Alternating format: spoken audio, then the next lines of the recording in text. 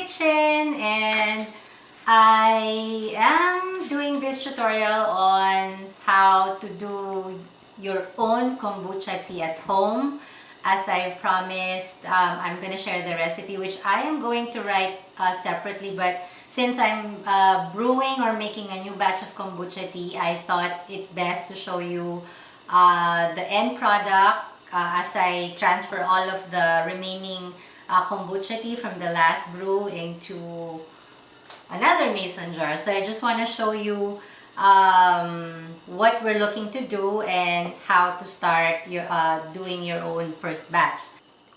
So what's kombucha tea? Kombucha tea is simply tea mixed with SCOBY, and you will need SCOBY, water, and tea to make a kombucha tea. So what is SCOBY? SCOBY stands for Symbiotic Culture of Bacteria and Yeast, and it's a starter bacteria that we need to ferment the tea.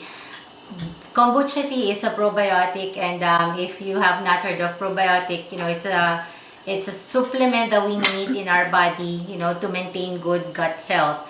Our gut contains millions of bacteria, and some are bad, and we need, you know, good ones to balance them out. Especially when you're on antibiotics, you know, the bad bacteria tends, you know, to proliferate, and the good bacteria are killed during an antibiotic treatment. So it's also, you know, recommended even if we're not, you know, on antibiotic course, we have probiotics as a supplement.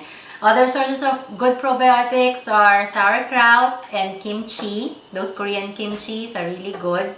So Chris and I have this and take this regularly as you know, as part of our diet. So okay, given that, I'll show you the SCOBY, and it's important to understand that the SCOBY is actually required to ferment the tea and make it into a kombucha tea. So it's regular tea, but with the SCOBY, it now is a kombucha, a probiotic. Okay, so I'm just gonna wash my hands to get the kombucha tea out of the jar. Okay, so what I'm gonna show you first is how to make SCOBY. SCOBY is making your own SCOBY is the first step to making kombucha tea. Okay, so how to make your own SCOBY? You will need to purchase your starter kombucha tea, because this is what you will use to make your own SCOBY, and from then on, that SCOBY will be used for the next batches. Okay, so these are the two brands that are available at any health food store like Whole Foods and Down to Earth. Make sure that you purchase an unflavored kombucha tea. This is ginger. This has ginger, so I would suggest you buy the unflavored one by GT. So this is another brand that I like, Health Aid Kombucha. So whatever suits you, this brand or this brand, you could use any of these as long as they're unflavored. Okay, so that's what you need to do or to buy first to make the starter SCOBY. Okay, so how does a SCOBY look like? I would not argue that it's gross looking, but this is what I have grown over the last few months of making my own SCOBY. So you see, it started like a small bubble, and you know, it kind of formed this gross looking matter. But the thing is, this is what makes the tea kombucha, so, or a probiotic. This is a live bacteria right here. Okay, so this is what you will be looking out for after you have fermented your first brew. So there's another one that grew out of this, and I'm just gonna lift it up with clean hands, of course. And that's the SCOBY that I started with from a glass of that kombucha. And I'm just gonna go ahead later and transfer this to these jars. These are empty, we just finished them. But I'm just, since my tea's not yet has not cooled down yet, I would need to wait up until tomorrow until the the fresh tea that I just made goes down completely. So I'm just gonna return it. I just want to show you what you have to watch out for, and this is a healthy SCOBY, okay? All right. They should look brown, not green or black or moldy. So you would know if something has gone wrong with your SCOBY if they look, anything other than brown. So do not be afraid if they start off with bubbles on top, but that's how the SCOBY grows. Bubbles, bubbles, and then they grow like that. Okay, so how do you make your starter SCOBY? That's it. And how do you make your first batch? So now I have already boiled water a while ago, so this is it. And you can choose any kind of tea that you desire, but I would suggest for your first brew use black tea, because black tea is the best for kombucha tea. All right, so I chose a couple of black tea and some perfect peach. I took 4 and 4 black teas and 4 bags of the perfect peach, and then just drop them into my hot water. So after boiling water, this is the first thing you do. You will need sugar, granulated sugar, white granulated sugar. Organic sugar is okay, but don't use substitutes like honey. You will need sugar because the sugar ferments the bacteria. So what I did a while ago, before the video started, I took like two spoonfuls of this wooden ladle, and then mix them with the water. Make sure not to use stainless steel. Just use a wooden ladle when you're when you're doing kombucha tea. So then I drop the bags, okay, and let them steep for a few minutes. And then after a few minutes, take them out.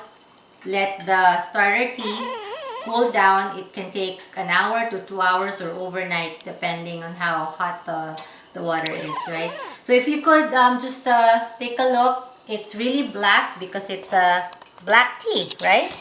But when it starts to ferment after a few weeks, it becomes like this.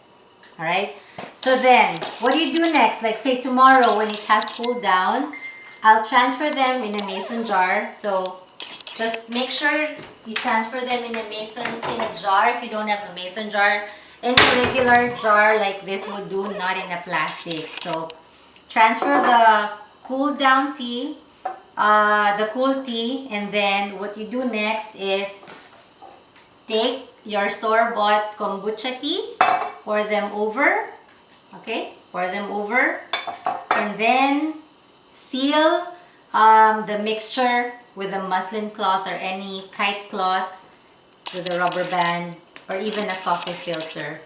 So you need to do this to secure the tea from, from insects and dust that might go in.